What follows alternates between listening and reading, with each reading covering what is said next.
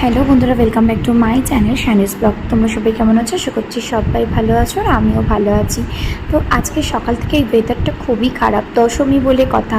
আমাদের সাথে সাথে ওয়েদারেরও মন খারাপ, কারণ মা চলে যাবে। তো সকালবেলা ঘর দোর গুছিয়ে এখানে একটু গাছের শিউলি ফুল ধূপ দিয়ে ঘরে একটু জ্বালিয়ে দিয়ে চলে গেছিলাম পুজো দিতে।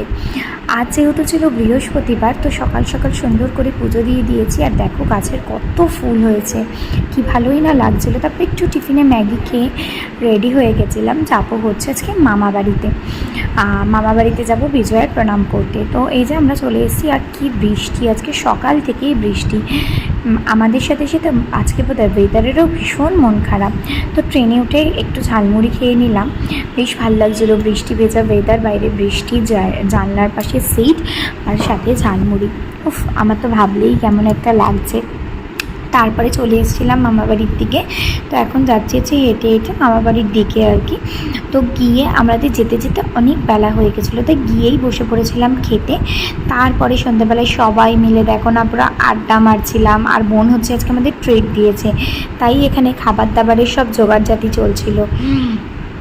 আর কি আনন্দই করছিলাম। মামার বাড়িতে যাওয়ার এটাই মজা যে সবাই, মাসিরা, মামারা, আমরা সবাই একসাথে। আর দাদু দেখো এখানে কি মন দিয়ে আইসক্রিম খাচ্ছে।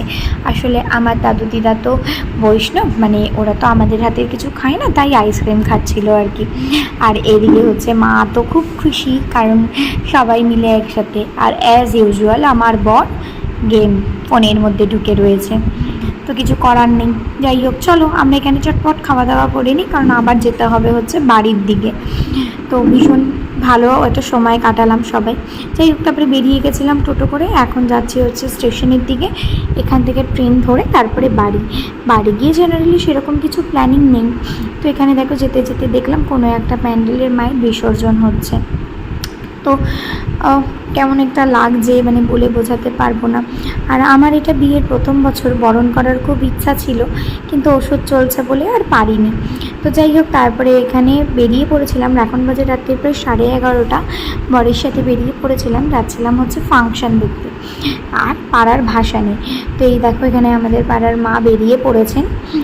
এখন হচ্ছে আমরা ভাসান দিতে যাব। তো খুব মন খারাপ। যাই হোক, মা তুমি পরের বছর আবার এসো, আর সবাইকে খুব ভালো রেখো, সুস্থ রেখো, সবাই যেন খুব ভালোভাবে থাকে, আর তুমিও সাবধানে যেও। এই বলে এটাই হচ্ছে কামনা আর কি মায়ের কাছে। আর ভীষণ মন খারাপ, কারণ প্রত্যেক বছর পুজোটা আসাটাই একটা আনন্দ। পুজোটা শেষ হয়ে গেলে অসম্ভব একটা মন খারাপ কাজ করে, কিন্তু আবার এটাও ভাবতে ভালো